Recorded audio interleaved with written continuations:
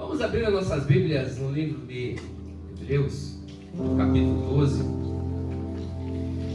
E enquanto você encontra, eu queria agradecer a Deus por esse momento, por estar aqui com vocês, pelo convite, pelo querido pastor Robson que nos permite estar aqui. Que Deus abençoe a toda a liderança desses jovens, os quais eu parabenizo aqui em nome de Jesus. Sei que não é fácil perseverar, mas estamos aqui. Se cada jovem está aqui, cada obreiro, cada irmão, cada irmã, é porque tem perseverado no Senhor, tem continuado, tem vencido as lutas e as batalhas, e está aqui, muitas vezes sangrando, por dificuldades, mas de pé.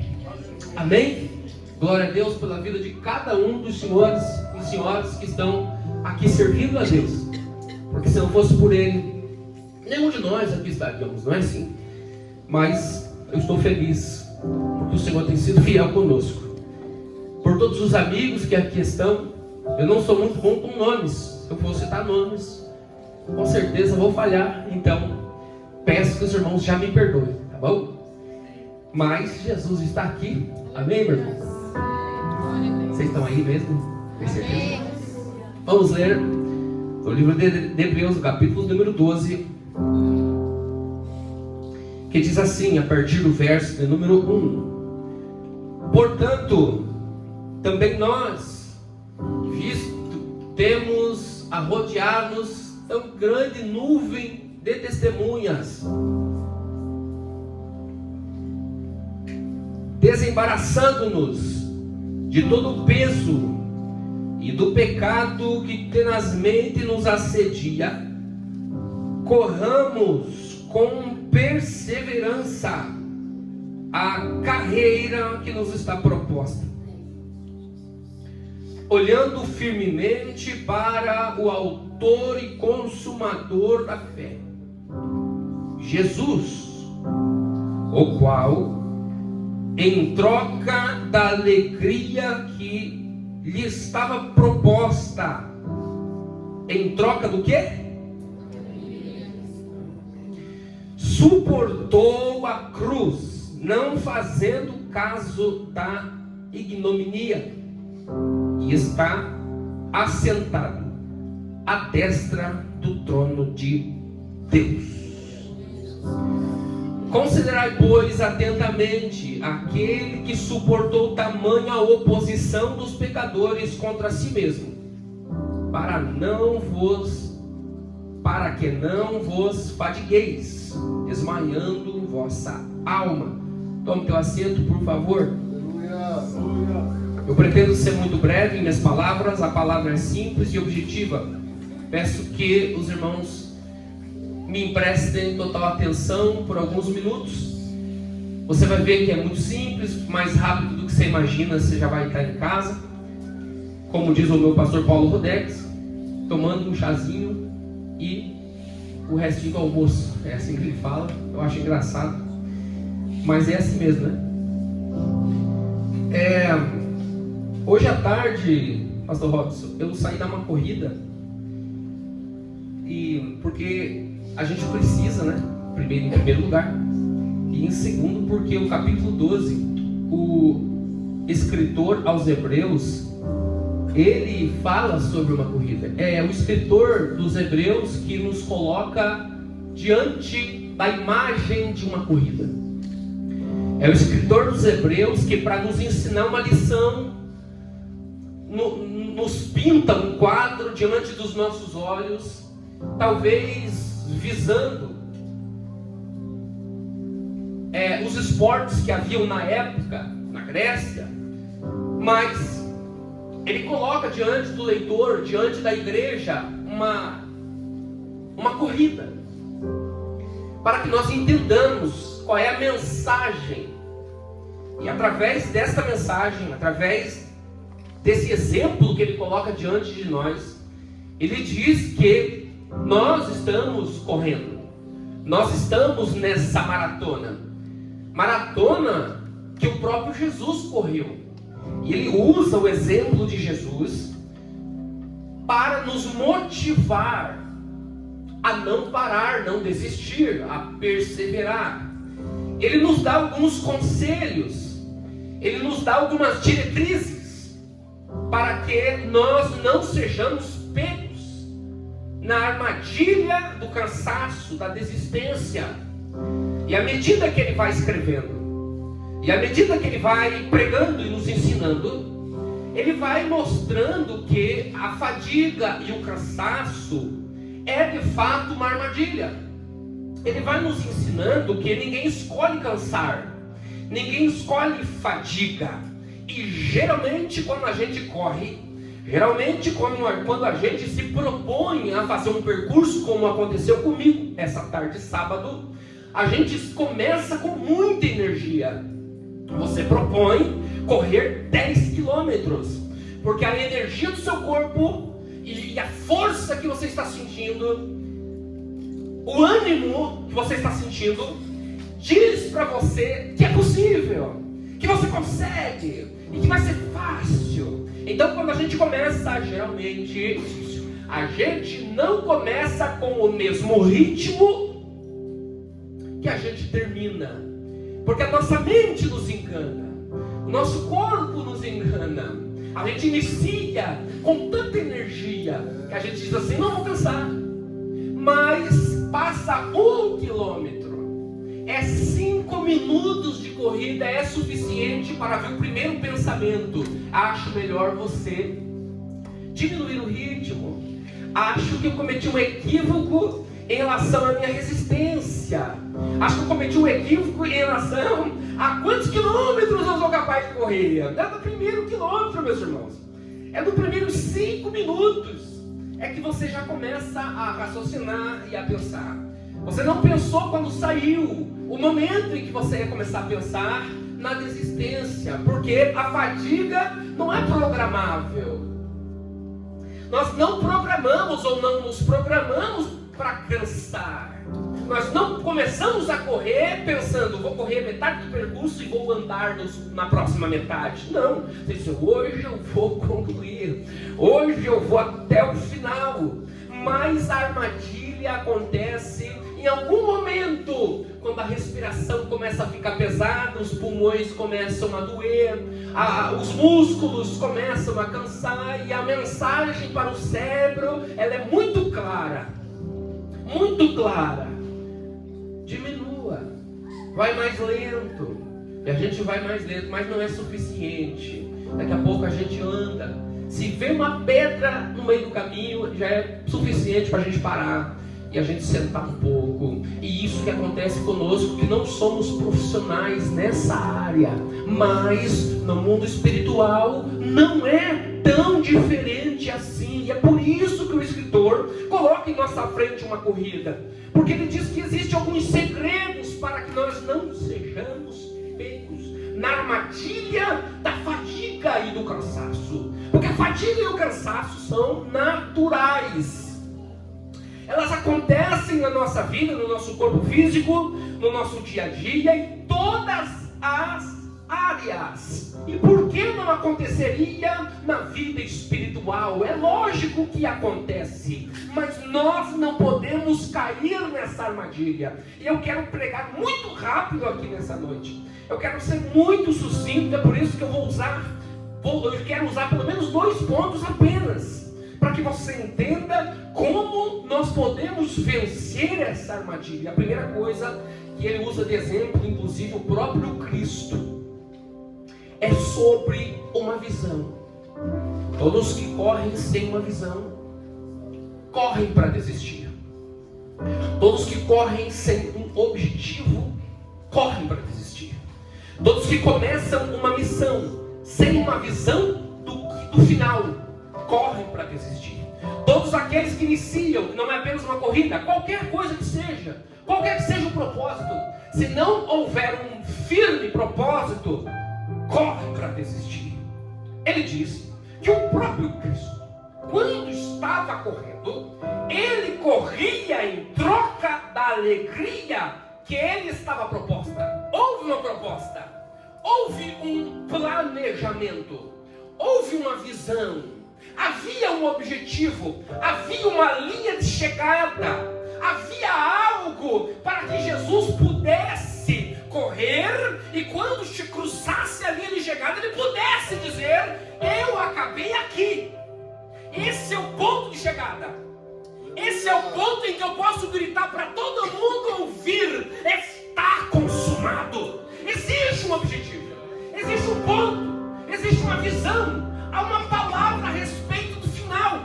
Todos que iniciam sem uma visão do que está querendo, do que é que vai conquistar, todos que correm sem uma visão de um propósito bem definido, correm para desistir.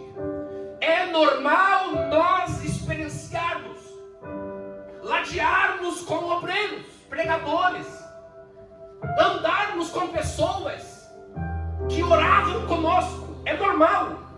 Todos aqui nesta noite já tiveram essa experiência de aceitar a Jesus junto com outras pessoas, viverem experiências inclusive com o Espírito Santo junto com outras pessoas. Mas o tempo passa, a corrida ela se alonga e de repente pessoas vão ficando pelo caminho. E você percebe que aquela pessoa que orava com você já não ora mais contigo. Aquela pessoa que ladeava contigo nos cultos, no departamento, na liderança, junto no púlpito com os obreiros, nas escolas bíblicas dominicais, já não fazem mais, já não estão mais junto contigo. Isso nos entristece, isso nos aborrece, ou pelo menos era para nos aborrecer. Mas a verdade é que, se nós não soubermos exatamente o que estamos fazendo, se nós não soubermos exatamente para onde estamos indo, nós estamos correndo para o fracasso. Jesus foi claro, claríssimo, quando ele contou uma parábola a fim de um ensinamento muito profundo, quando ele diz que 2 construtores construíam. E um construía com uma base na areia. Outro construtor construía com base na rocha. Que areia é essa? E que rocha é essa? Jesus responde. Jesus disse que aquele que constrói com base na sua palavra. É Jesus que disse. Jesus disse assim: aquele que ouve aquele que ouve a palavra é semelhante a quem constrói com base em uma rocha, com base sólida. Quem ouve a palavra, mas a palavra não entra no coração? Quem ouve a palavra por um ouvido e solta pelo outro? Quem ouve a palavra, mas não tem uma visão da palavra, a palavra não marca ele, não tem uma experiência com a palavra, o que acontece? É semelhante àquele que constrói também, mas a base não é sólida. O que é experiência com a palavra? Que palavra é esta? Senão a voz do nosso Deus, senão uma experiência com a voz reveladora do nosso Senhor. Quem começa ministério sem ouvir a voz de Deus, começa ministério por fracasso. É possível alguém levantar a mão, vir aqui à frente e fazer uma decisão com base em uma necessidade. Sabia disso? Sem ouvir a voz de Deus. É possível nós tomarmos algumas decisões religiosas com base em uma emoção. É possível também.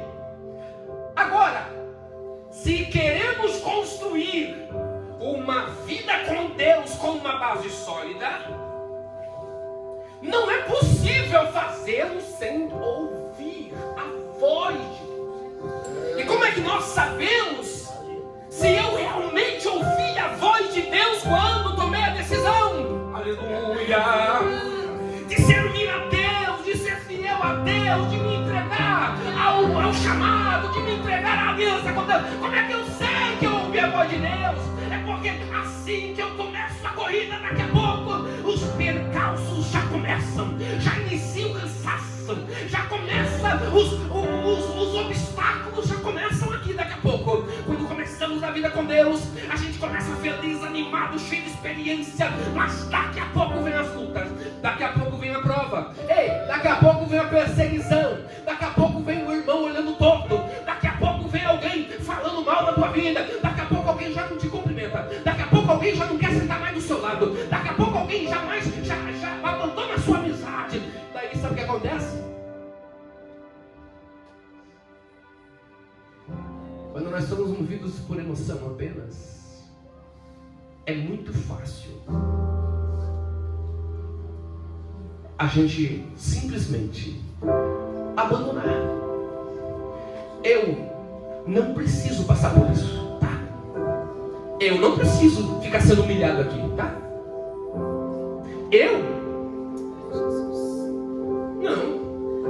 Eu não preciso vir aqui, sair da minha casa, investir meu tempo para vir aqui e ser maltratado por vocês? Não.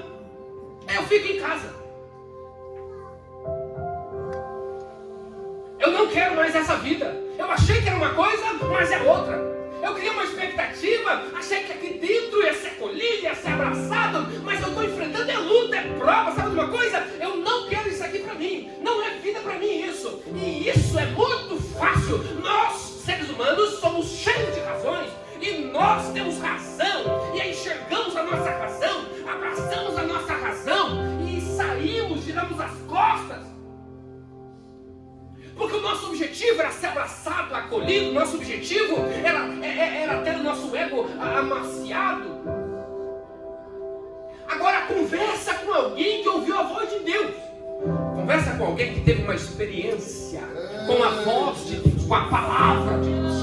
Conversa com alguém que teve uma experiência com aquela voz que parece como uma espada de dois gumes, que foi até a alma. Aleluia, aleluia, que é capaz de aleluia, até a divisão da alma, do espírito, capaz de discernir pensamento. Ei, conversa.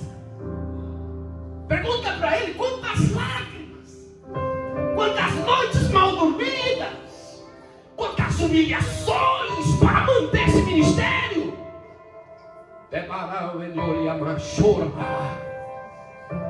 Quantos obstáculos precisou atravessar para estar sentadinho nesse banco, nessa cadeira? Quantos motivos teve para parar, abandonar tudo? Quantos motivos teve para virar as costas e ir embora? Pergunta para ele, para ela, por que não fez?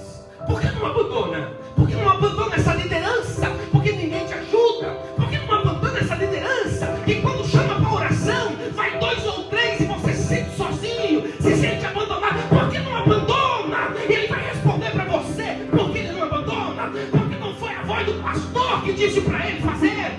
Ele ouviu uma voz. Uma voz. Uma voz. Uma voz que veio do alto, uma voz que foi lá no profundo da alma, uma voz que mudou a vida inteira, uma voz que o acompanha para casa, não fica aqui dentro, não fica só aqui dentro de 4 paredes, não, é uma voz que vai falando no caminho, é uma voz que antes de dormir soa, é uma voz que quando acorda, esta voz está presente, esta voz, esta visão, este propósito que não nos deixa parar, que não nos deixa desistir. Ei, deixa eu te falar uma coisa, você está aqui porque quem te chamou foi a voz de Deus. Você está aqui porque um dia você ouviu a voz de Deus. Você está aqui porque quando você quis desistir, a voz de Deus te levantou. Você está aqui porque todas as vezes que você se sente fraco, é a voz de Deus que te fortalece. Você está aqui e você não para, porque a voz dele te levanta, te fortalece, te ajuda. Quantos podem levantar a mão?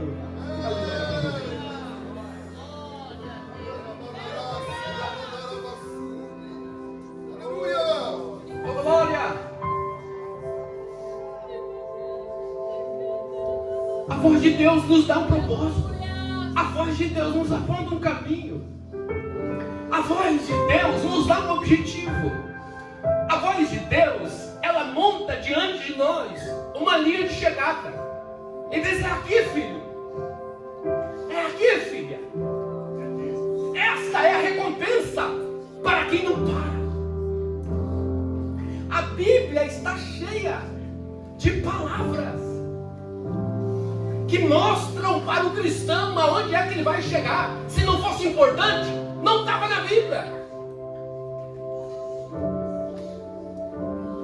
Deus faz questão de deixar registrado que nenhum trabalho ficará esquecido, nenhum esforço ficará esquecido. É importante.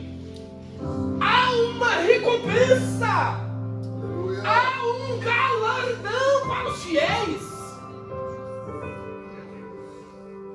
As bênçãos de Deus estão disponíveis para aqueles que ouvem a sua palavra.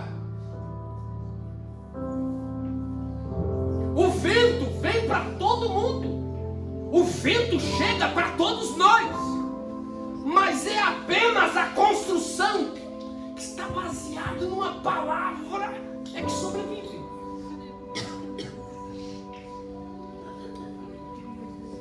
Dá para construir sem a voz de Deus? Como é que dá? Tem gente construindo com uma base na areia, e é que Jesus que está dizendo isso. E se Jesus está dizendo que é possível construir na areia, é porque é possível construir sem base na palavra. É possível frequentar culto, mas não está vivendo propósito. Olha, o que eu vou dizer aqui não é para atacar ninguém, por favor. O Espírito Santo está aqui, o Deus está presente, e eu creio que a unção de Deus está tomando este lugar. Nós estamos debaixo do temor de Deus, mas o Espírito Santo está falando conosco que é possível participar do conjunto sem o propósito. Você entendeu o que está fazendo aqui? Vocês sabem, eu só creio que muitos aqui conhecem a minha vida. Eu prego aqui no Campo de Colombo, acho que há mais de 15 anos. Eu tenho muita alegria em falar isso, porque desde que eu era solteiro eu já pregava nas igrejas aqui em Colombo, e eu sou muito feliz por isso, porque é Deus quem nos sustenta. Isso não é mérito humano, isso é coisa de Deus. Eu estou feliz, não aprendi a pregar até hoje, mas eu sei que muitos aqui sabem que eu nasci num berço evangélico, eu cresci dentro da igreja, e como eu cresci dentro da igreja, eu consigo enxergar um ponto negativo, pelo menos na minha vida, porque eu anestesiei com as coisas de Deus.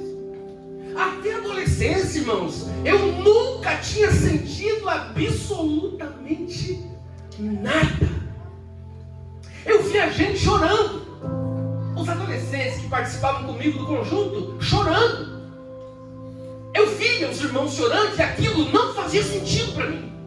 Não fazia sentido um jovem estar chorando com um hino ou depois de uma ministração. Eu até queria experimentar alguma coisa, mas simplesmente não acontecia comigo. Eu vi adolescentes sendo batizados com o Espírito Santo em congressos, e eu quietinho no canto, só observando tudo. E eu posso revelar para vocês que são família para mim.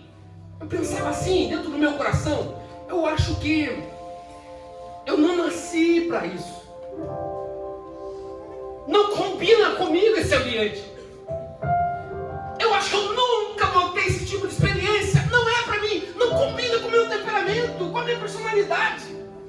Lá na igreja, os pregadores iam lá, eu adolescente com o cabelo arrepiado, assim, eles usavam eu para pregar. Falavam assim: olha esses jovens aí, ó, com cabelo parece de pincel. Aí todos os adolescentes riam da minha cara, porque o meu cabelo era diferente. Quando eu comecei a pregar, não mudei o cabelo não. Eu continuei falando: Deus quer me usar, Deus vai me usar com esse cabelo arrepiado. Aí eu pregava nas igrejas aqui, solteiro. Aí eu chegava, eu nem vou contar para ti, para não te escandalizar. Eu ouvi muita coisa.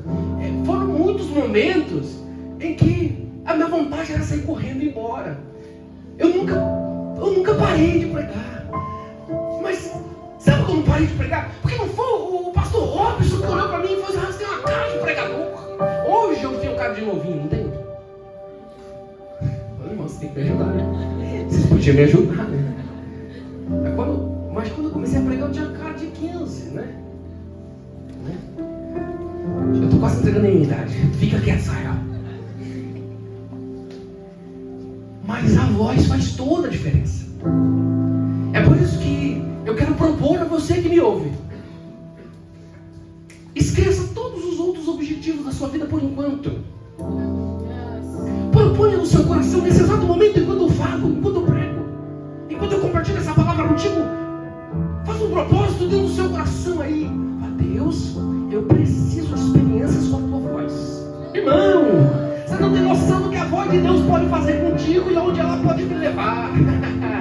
Se você ouvir a voz, não é de Israel, é de Deus. Labai comando rebe flobrefai chorabarraio. Se você ouvir a voz de Deus, tudo muda na tua vida. Tudo muda na tua vida.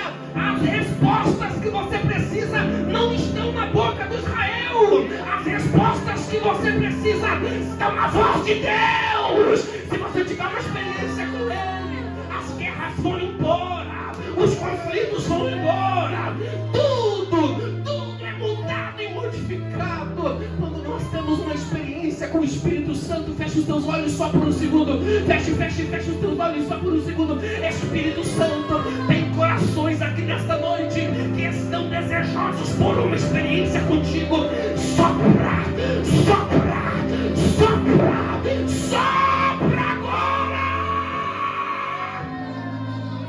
e dá uma experiência para ele e para ela agora. Dá uma experiência para ele e para ela agora. Experiência do céu, experiência do céu, experiência do céu, experiência do céu. Agora, Senhor, só o Senhor pode batizar com o Espírito Santo. Pregador não sabe batizar, nem pastor sabe batizar, obreiro não sabe batizar com o Espírito Santo. É só o Senhor que batiza. Se tiver alguém, Senhor, que o coração está clamando, pedindo, Pai, desce sobre ele nesta noite e batiza, porque Tu és Senhor para fazer. Vai, Senhor, vai, Senhor, vai, Senhor, vai.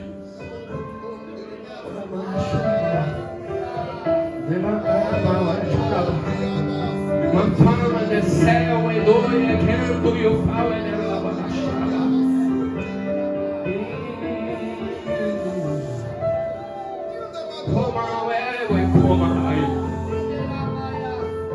Oh, Espírito de Deus, Tu tens liberdade nesse lugar, Espírito Santo. Tu tens liberdade nos corações, Espírito Santo. Tu tens liberdade para agir em nosso meio, Espírito Santo. Que toda corrente caia por terra agora. Que toda corrente caia por terra agora. Toda incredulidade caia por terra agora. Toda revolta caia por terra agora. Toda dúvida, conflito caia por terra agora. Espírito Santo, entra em ação. Age, revela a Tua palavra, os Teus propósitos. Eu endau com enxou, e céu é revolve, decão, e nefau, e rachoramaga. Experiências contigo nós queremos viver agora. Nesta noite, não nos deixe sair daqui, Senhor. Não nos deixe sair daqui sem uma experiência contigo. Não, Senhor, não. Nós não queremos sair daqui sem uma experiência contigo. Oh, Senhor, abre os céus sobre nós. Abre os céus sobre nós para ouvirmos a Tua voz claramente. Tatua, Senhor, as Tuas promessas em nosso coração. E nos leva, Senhor, a viver coisas extraordinárias contigo. Nós queremos construir sobre a Tua palavra. Nós não queremos dar nenhum passo sem ouvir a Tua voz. Queremos, Senhor, fazer tudo, Pai, com base na Tua palavra. Com base na Tua palavra. Com base na Tua palavra. com base na tua palavra, com base na tua palavra. Você pode fazer essa oração, é com base na tua palavra, com base na tua palavra, Senhor, com base na tua palavra. Oh, Espírito de Deus, Espírito Santo de Deus.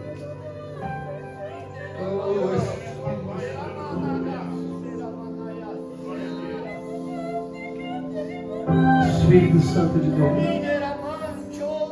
Espírito Santo de Deus, oh,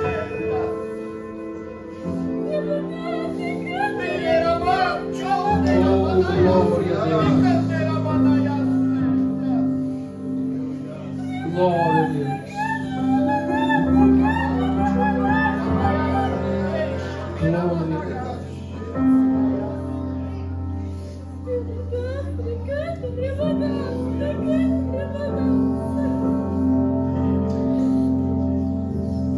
Para nós finalizarmos, eu queria deixar mais um conselho para você. Quando nós ouvimos a voz de Deus, Ele nos faz sempre uma proposta. Todas as vezes que nós ouvimos a voz de Deus, Ele nos faz uma proposta. Ele não impõe nada a ninguém. Ele nos faz uma proposta. E nós devemos devolver a aliança que Ele faz conosco com uma aliança. Nós precisamos devolver a Ele o que Ele nos dá com a nossa palavra. Veja como Deus valoriza a palavra. Porque quando Ele vai fazer uma coisa, embora Ele não precise dar satisfações a ninguém, Ele fala com os seus santos, não é assim? Todas as vezes que Ele quer fazer algo na minha vida, embora Ele seja soberano, Ele libera sobre mim, em primeiro lugar, a sua palavra. Olha o que Deus pede em troca, a nossa palavra. Veja que quando o escritor diz que deveríamos fazer uma aliança com Jesus para aceitarmos o Evangelho, ele diz que a recomendação é fazermos uma aliança diante de todos. Porque é aquele que faz uma aliança com Jesus diante de todos, Jesus também vai honrar o seu nome diante do Pai, não é assim?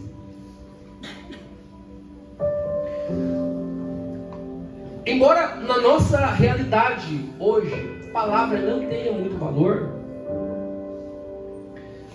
Deus valoriza a palavra. Hoje nós não podemos confiar nas palavras das pessoas, não é assim?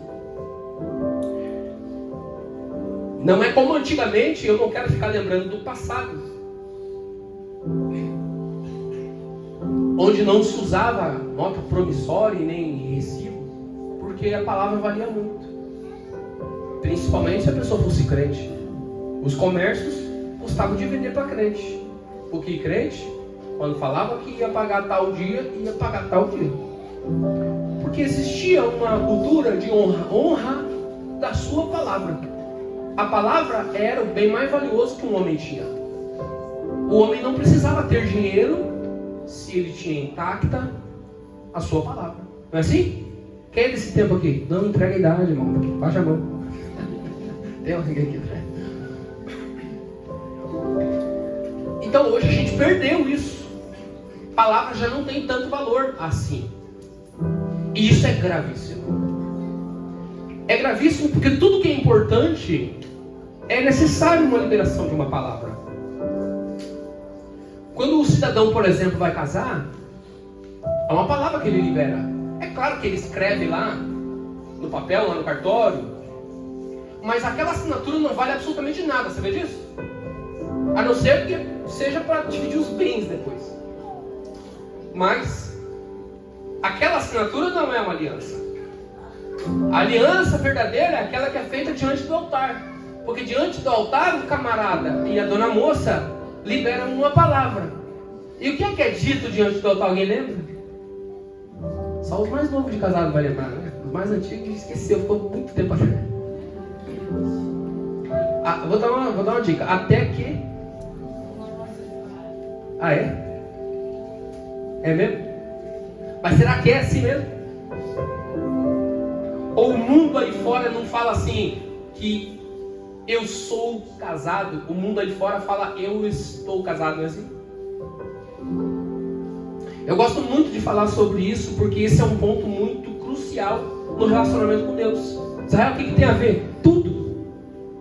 O padrão que nós usamos na terra é o mesmo padrão que nós usamos para se relacionar com Deus. Se nós não honramos com a nossa palavra com as coisas do mundo, como é que honraremos a nossa palavra com as coisas de Deus? Não faz sentido, Israel. Quer ver como faz? A Bíblia chama aquele que diz que ama a Deus de mentiroso. Sim. Quando esse que diz que ama a Deus não ama o seu irmão. Porque diz assim: se você não consegue amar o seu irmão que você vê, como pode amar a Deus que não vê? Essa é a mesma regra. Como eu vou honrar uma palavra que eu dou a Deus, se eu não honro a palavra que eu dou a homens? Como eu vou honrar uma palavra que eu dei a Deus, se eu não honro uma palavra que eu dei diante do altar? Então esse é um exemplo perfeito, porque quando Deus libera uma palavra, o que ele pede de volta? Acabei de dizer, uma palavra nossa. E quando Deus pede uma palavra nossa, Ele espera que a gente honre com essa palavra. Então um dia você levantou a mão e disse diante de uma grande multidão ou uma pequena multidão: eu aceito a Jesus como meu suficiente Salvador.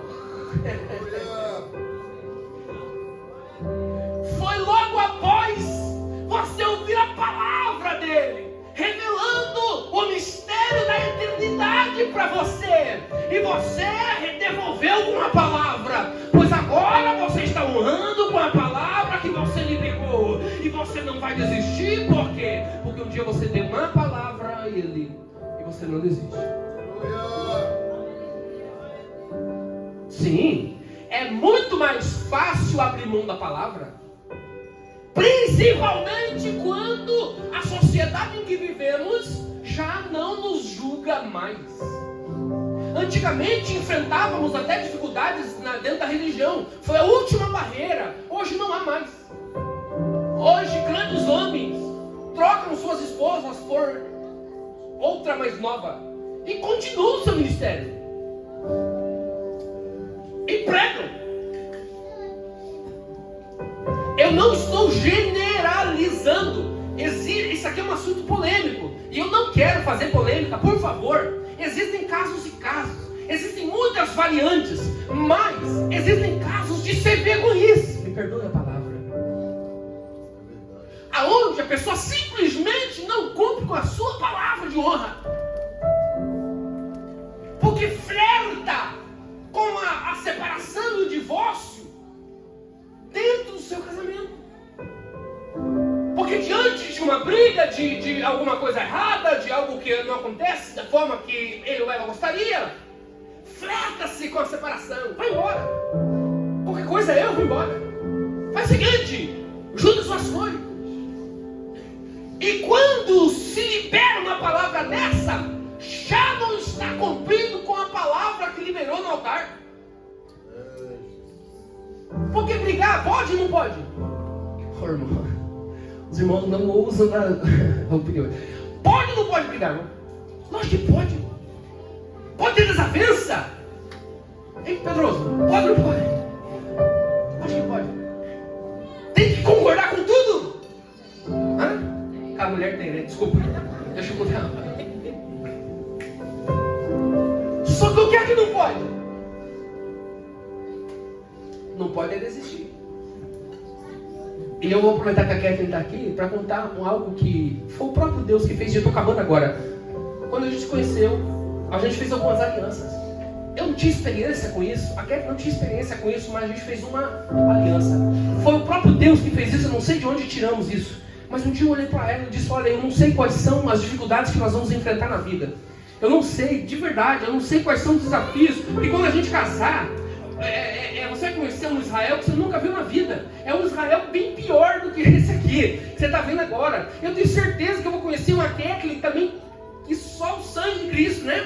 Mas, eu estou dizendo, eu vou liberar uma palavra aqui para ti. Olhando com seus olhos. Você nunca vai ouvir da minha boca, eu estou indo embora. Ou, vai embora para sua mãe. Nunca. Se um dia eu ficar bravo, irritado, sair de casa para andar uma quadra, lembre-se dessa aliança, dessa palavra. Eu vou voltar. Eu só fui ali e já volto. Quem sabe eu passo no mercado e ainda está com pão. Por quê? Porque eu estou liberando a minha palavra. Fizemos esses 18 anos de casado, graças a Deus.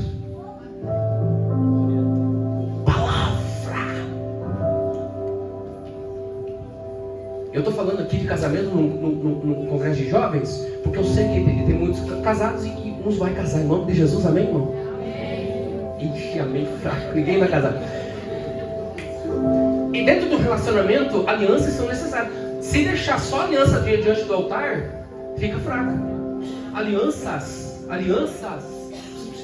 com S no final, eu tenho que acabar agora. Alianças com S, alianças no plural, são necessárias. Quando eu falei isso para a Kevin, ela olhou para mim, gostei disso. Eu também. Quando acontecer assim, minha palavra é essa. É assim. E aqui fecha a aliança. Olha que lindo, gente. Eu estou falando isso por quê? Porque com Deus não é o Deus da aliança, sabia? Que Deus não é Deus da aliança? Deus é Deus de alianças. Com S. E se a gente fica muito tempo sem fazer alianças com Deus, a gente começa a cair nas armadilhas da fadiga e do cansaço. Eu sinto o Espírito Santo nesta noite provocando você. Eu sinto o Espírito Santo chacoalhando alguns crentes aqui para lembrar você que o teu relacionamento com Deus precisa ter alianças renovadas. Renove o teu papo com Deus. Renove o teu papo com Deus. Diga para Deus, Senhor, eu sei que eu cheguei até aqui, mas estou cansado. Mas deixa eu te falar uma coisa. Eu não vou desistir. Eu vou até o fim. Deixa eu te dizer uma coisa. Eu não vou parar. Está difícil, tá? Está complicado, tá? Está difícil aguentar as pessoas, tá? Está difícil, mas eu não paro. Quem pode dizer? Quem pode dizer? Quem pode dizer? Quem pode dizer? Senhor, eu estou dando a minha palavra. O Senhor liberou a tua palavra, pois agora eu libero a minha. Eu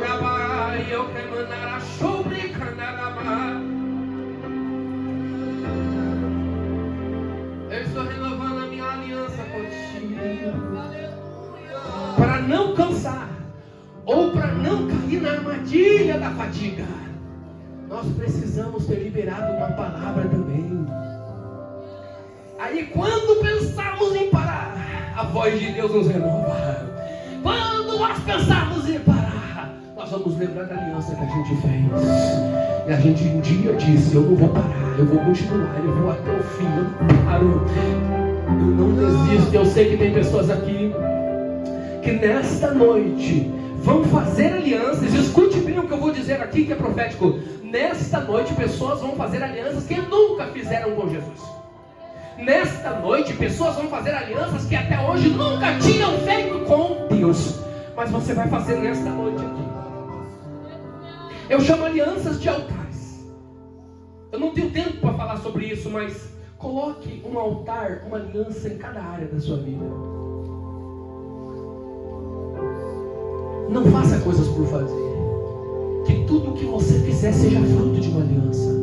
Escute isso bem, eu estou finalizando agora. Inclusive fique de pé comigo. Preste bem atenção no que eu vou dizer.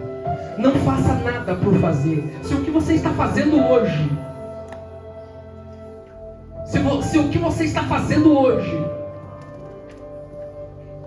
não tem como base uma aliança, pare de fazer agora. Nossa, Israel, que radical. Sim. Ou então, faça uma aliança. Coloque diante de Deus um altar em relação ao que você está fazendo. Eu não vou mais orar por orar. Eu não posso dobrar o joelho simplesmente por dobrar. Eu preciso colocar um altar nessa área da minha vida. Coloque altares dentro do teu casamento. Coloque altares, jovem, na tua vida sentimental, ainda que você não tenha uma namorada. Mas construa o teu altar desde já. Ore pelo seu casamento e coloque diante do Senhor as tuas alianças. Eu quero orar com você que ouviu a voz de Deus. Eu quero orar com você que deseja experiências com Deus. Eu quero orar com você que quer fazer alianças ou renová-las com Deus. Mas eu preciso que você seja rápido. Não demore. O Espírito Santo quer fazer algo na sua vida. Coloque o seu relacionamento diante de Deus. Eu sinto o Senhor renovando alianças dentro de casamentos nesta noite.